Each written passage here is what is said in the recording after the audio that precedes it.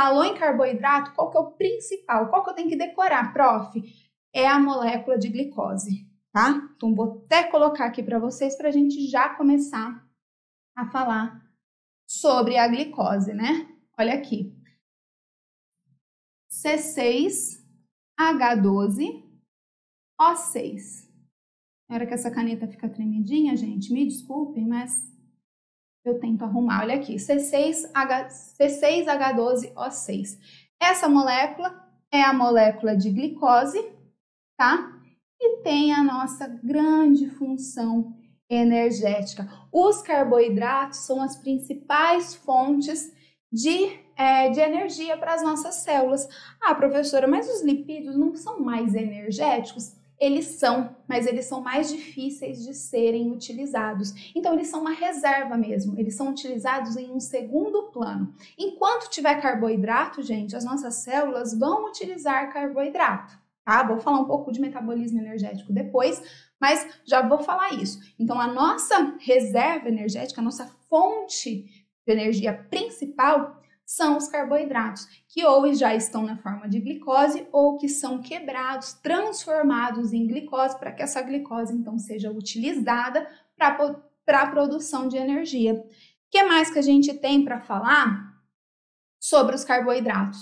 Claro, do papel estrutural, do papel dele no reconhecimento celular, tá? Os carboidratos, eles formam aí, a gente vai falar um pouco melhor ali em membrana, mas eles formam uma estrutura, por exemplo, ao redor das células animais, que é o glicocálix, cheio aí de receptores, cheio de antígenos, como, por exemplo, a gente lembra de antígenos do sistema ABO, e eles participam, então, do reconhecimento celular. Quando vai acontecer, gente, a formação de um tecido, tá? Pensa na formação de um tecido. Um tecido, ele é formado por células semelhantes e com iguais funções que se juntam ali, ficam aderidas, formando um tecidão, né? Formando aí uma estrutura meio que única, que a gente pode dizer assim.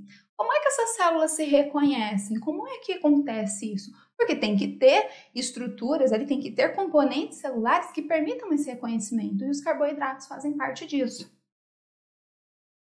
E esses carboidratos, gente, eles podem ter aí composições diferentes. Eles podem ser do tipo monossacarídeos, do tipo oligosacarídeos e do tipo polissacarídeos.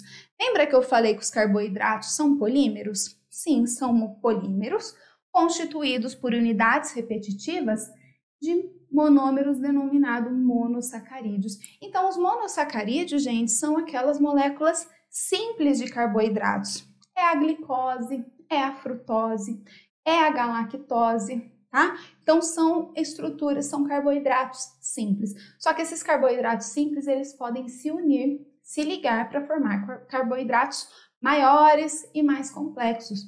Quando a gente tem aí carboidratos formados por 1 a 20 monossacarídeos, a gente tem os oligosacarídeos. Só que quando tem só 2, são oligosacarídeos do tipo disacarídeos. Tá? A maltose, por exemplo, é um disacarídeo formado por 2 moléculas de glicose. Como é que essas 2 moléculas de glicose se unem mesmo? Através de ligações glicosídicas, tá? Então, falou em ligação glicosídica, falou em carboidrato. Não se esqueçam disso. Tudo bem? Então, tá bom. A ligação glicosídica, gente, é uma ligação de desidratação.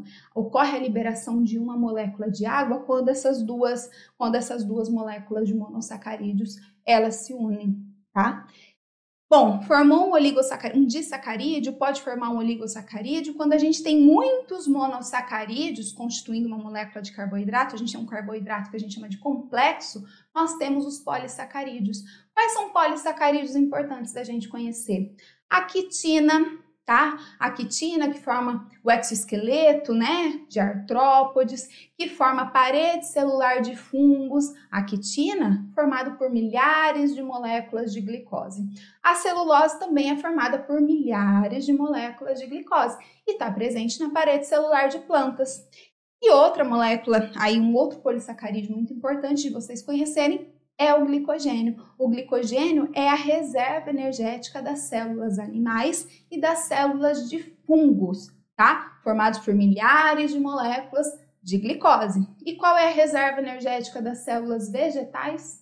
O amido, também composto por milhares de moléculas de glicose, tá? E aí você poderia falar, nossa, prof, todos eles milhares de moléculas de glicose, como é que diferencia um outro? A forma como essas moléculas de glicose, elas se unem, como que é a estrutura que elas formam, isso tudo vai formando, então, polissacarídeos distintos.